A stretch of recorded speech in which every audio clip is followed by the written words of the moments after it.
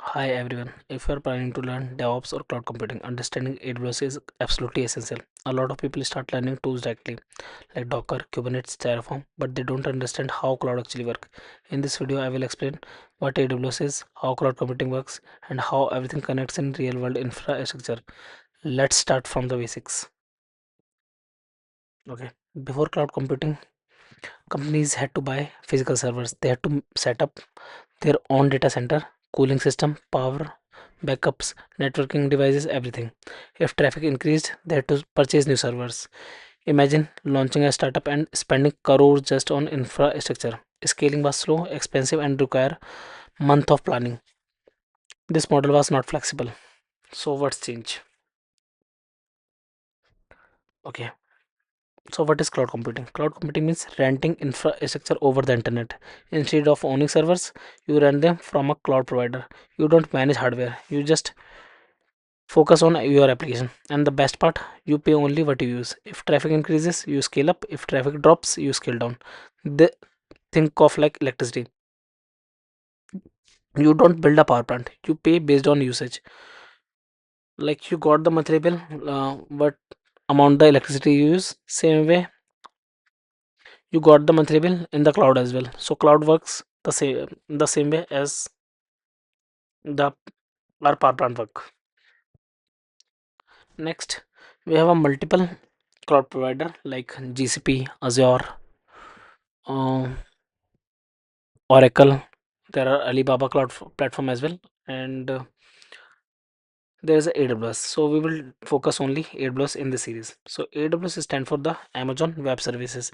It is Amazon's cloud computing platform. AWS provide. So what is the feature of the AWS? AWS has the 200 plus cloud services. Startup, enterprise, and even government use AWS to host their application. When companies say they are running on the cloud, very often they are using AWS. Next, we will let's talk about the AWS Global Infrastructure. So first we have a regions. So regions are the geographical location like Mumbai, Singapore, or US East. Inside each region, there are multiple AGs. So these are the AGs as I designed in the image.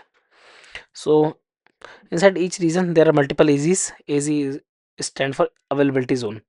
So AZ are nothing; they are just data center with independent power and networking. So they are just separated data centers, which is running on their network and their power system. Means they are separated. They are not using co-using anything. So each AZ is basically the separate data center and independent power and networking. This ensure high availability. If one AZ fails, application continue running from another. So even the AZ one AZ fails. Let's suppose this AZ fails. So we have a two different AZ which insecure about the application can continue running from another AZ. Okay. So that's how AZ work. Let's talk about edge location. So edge location are used mainly for the content delivery through service like CloudFront. They cache content closer to user. For example, if your main server is in US but a user accessing from India in Delhi, edge location help deliver content faster. So what's happen here? Let's our application deploy in the US region, in the US somewhere, and I'm accessing from Mumbai from India. So edge location help you to get that response quickly uh, via a service called CloudFront. We will discuss more in detail later while we learn about the CloudFront. So, but edge location help it reduce the latency and improve performance. So this global architecture makes AWS scalable and reliable. Let's talk about the core services of AWS. We have a four core service like virtual server, EC2. EC2 stand for the Elastic Cloud Compute. So where you can run your application. Next is the S3. S3 is a object storage. It is used for the storing files like images, logos. If you have the some logo or the icon of your application, either mobile or the website application, you can store the backup as well of your application or the code itself. RDS is manage the database services like database of the any user, and it will also handle the backup and maintenance. So you can use the RDS. In case of VPC provide the private network. Those services are the building block of most cloud architecture. Now let's talk about the real application use of AWS. So let's we have an application which has the backend, front end, and some images, and it has the as well the user data like the email, password, and it we have to handle the traffic. So suppose you open an e-commerce website. EC2 server run on the backend application. S3 shows the product images. RDS store customer data like the email, password, username, all the things stored into the RDS. In case of S3, if you go, so let's suppose you have a e-commerce website, and in case of e-commerce website, we have a images. If you are looking for a jeans, so there is a image of the jeans.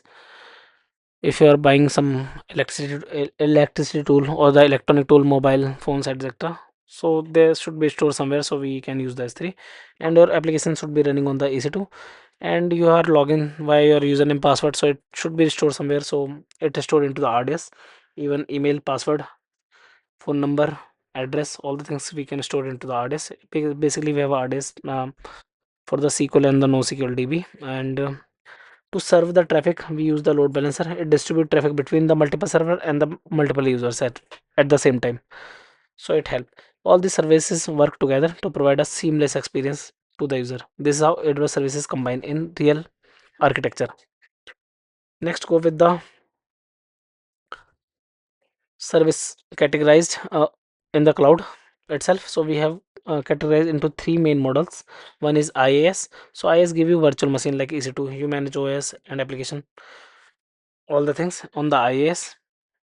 So I is basically nothing. I want a server, so I can bought it from the or rent it from the AWS itself. Next we have a PaaS. So in case of IaaS, you got the server, but what would be the next step?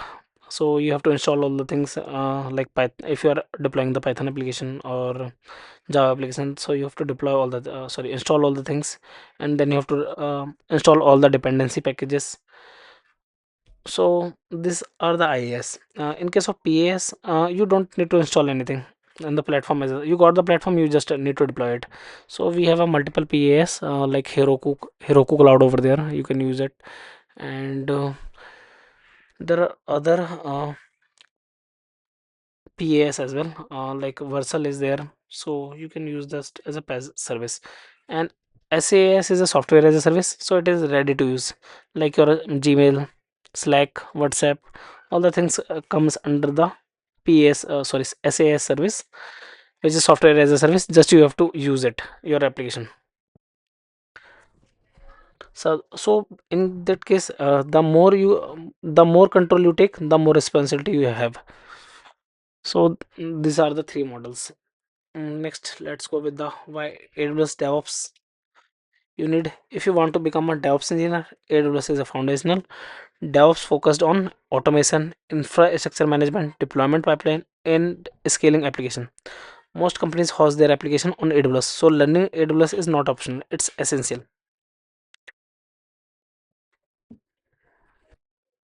Okay, next. In the next video, we will launch our EC2 instance and understand how virtual machine works in AWS. If you are serious about learning AWS for DevOps, then you can check out our playlist. We'll upload video soon, and I will explain everything step by step with practical example. Thank you.